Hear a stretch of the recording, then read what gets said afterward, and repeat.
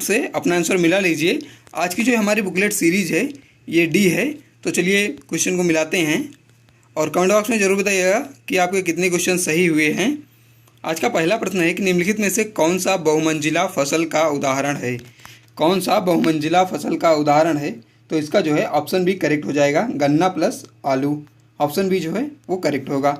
अगला प्रश्न है कि किसी विशेष खेत के लिए कुशल फसल प्रणाली निर्भर करती है। तो इसका जो करेक्ट आंसर होगा वो हो जाएगा ऑल ऑफ दिस, उपयुक्त सभी, ये सभी जो है करेक्ट हैं। तो ऑप्शन डी जो है वो करेक्ट हो जाएगा। एग्रीकल्चर से संबंधित ऑब्जेक्टिव क्वेश्चंस और पेपर का सॉल्यूशन सबसे पहले पाने के लिए हमारे चैनल को सब्सक्राइब कर लीजिए और बेल आइकन को भी प्रेस कर दीजिए और इस वीडियो को अपने सभी साथियों के साथ शेयर जरूर करिएगा ताकि वो लोग भी अपना आंसर मिला पाएँ। अगला प्रश्न है कि निम्नलिखित में से कौन सी एक पूंजी प्रधान फसल है।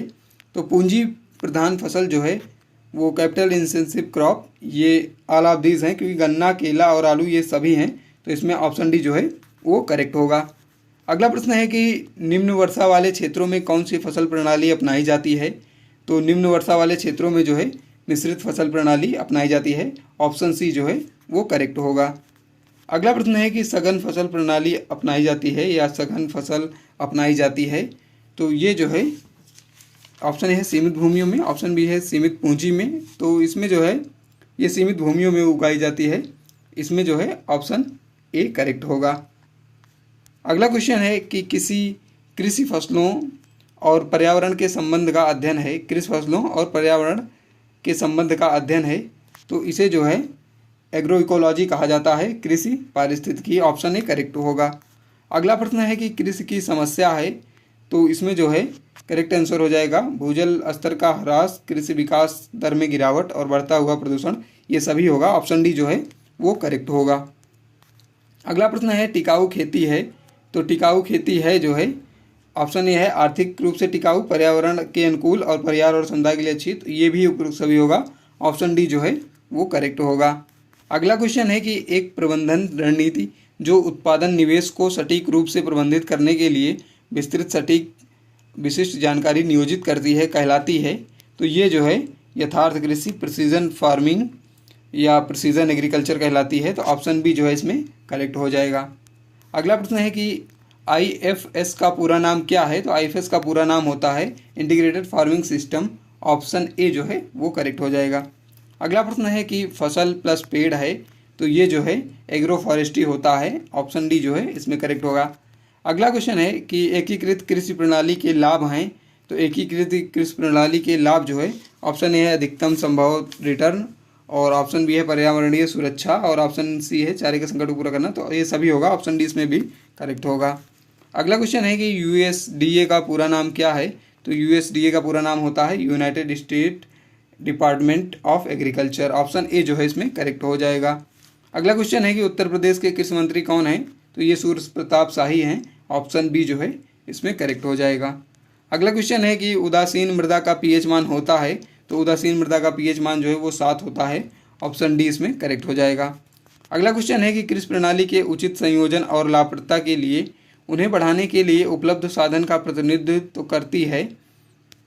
तो इसका जो आंसर होगा वो हो जाएगा ऑप्शन ए कृषि संसाधन और ऑप्शन बी कृषि उद्यम, ये दोनों हो जाएगा। ऑप्शन सी जो है करेक्ट होगा। अगला क्वेश्चन है कि आर्थिक फसल एवं पशु उत्पाद के रूप में सौर ऊर्जा का उपयोग करने की एक प्रक्रिया है। तो इसमें जो है ऑप्शन बी करेक्ट होगा, खेती जो है वो करेक्ट होगा। फार्मिंग ऑप्शन बी करेक्ट होगा। अगला क्वेश्चन है कि एक उत्पाद के स्तर में परिवर्तन होने की स्थिति में उसी दिशा में दूसरे उत्पाद के स्तर में परिवर्तन होना है। तो ये जो है कॉम्प्लीमेंट्री रिलेशनशिप होता है, पूरक संबंध। ऑप्शन ए जो है वो करेक्ट होगा।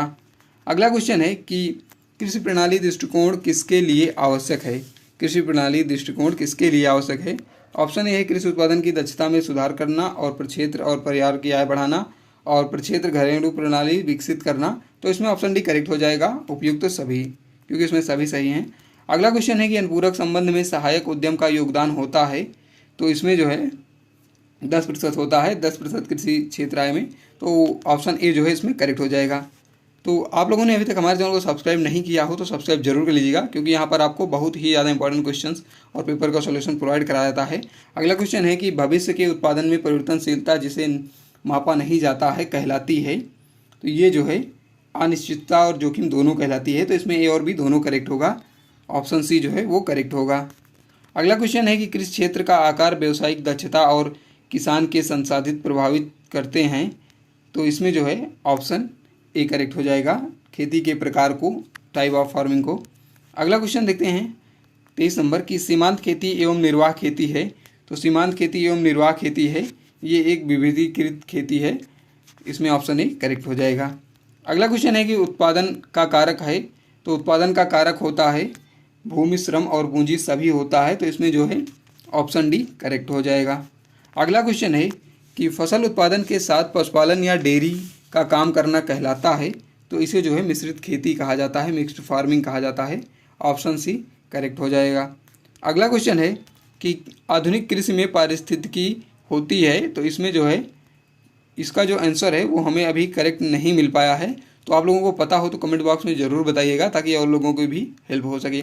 अगला क्वेश्चन है कि राज्य कृषि का उदाहरण है।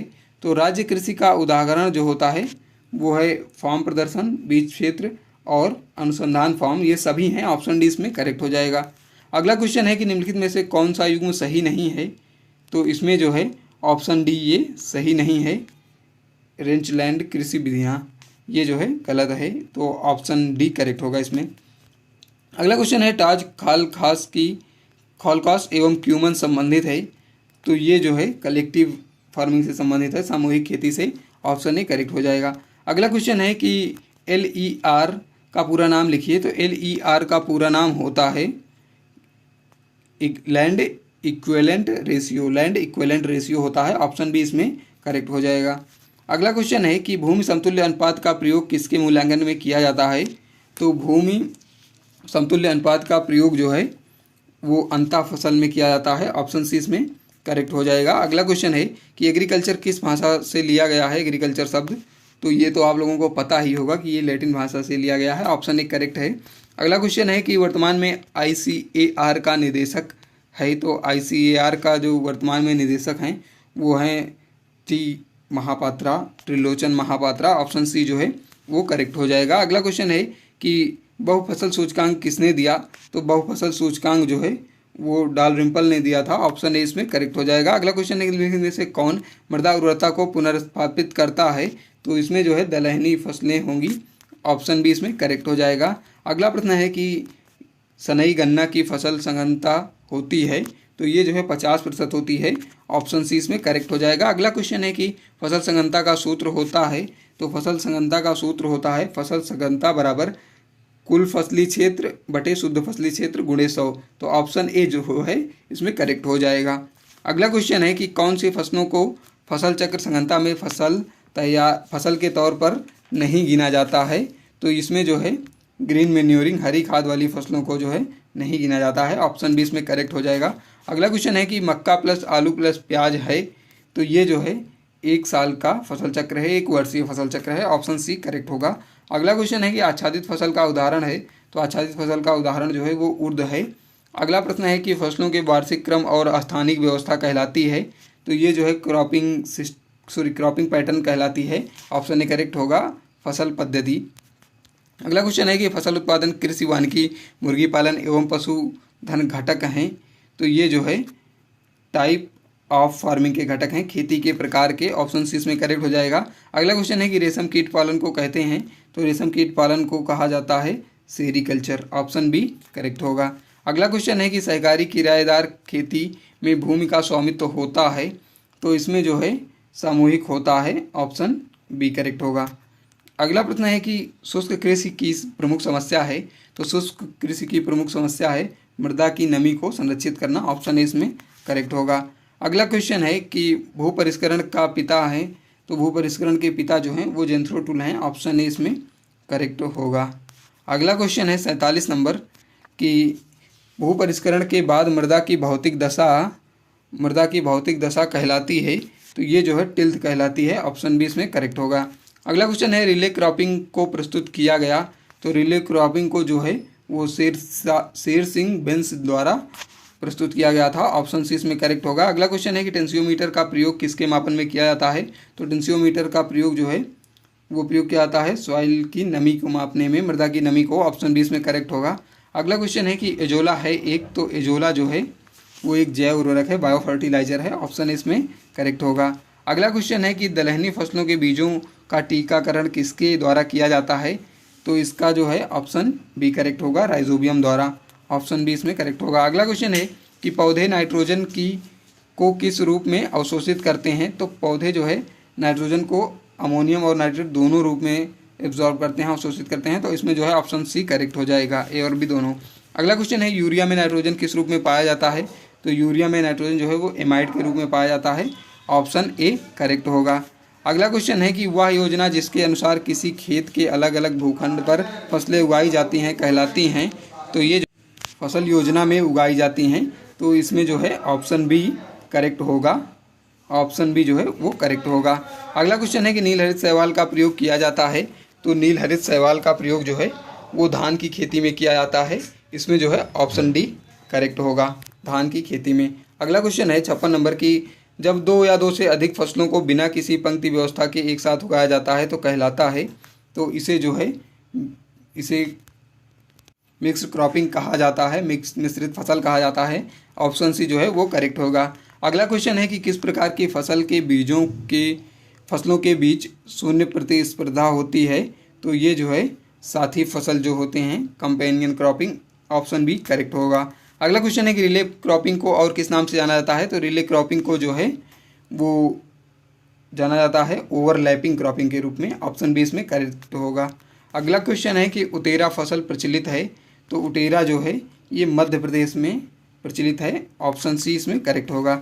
अगला क्वेश्चन है और लास्ट क्वेश्चन है कि भूमि रोटेट होती है, तो भूमि रोटेट जो है वो शिफ्टिंग खेती में होती है। ऑप्शन सी करेक्ट होगा। फ्रेंड्स, वीडियो अच्छा लगे तो वीडियो को लाइक कर दीजिएगा और अपने सभी साथियों के साथ शेयर जरूर करिएगा और कमेंट बॉक्स में जरूर बताइएगा कि आपके कितने क्वेश्चन सही हुए हैं।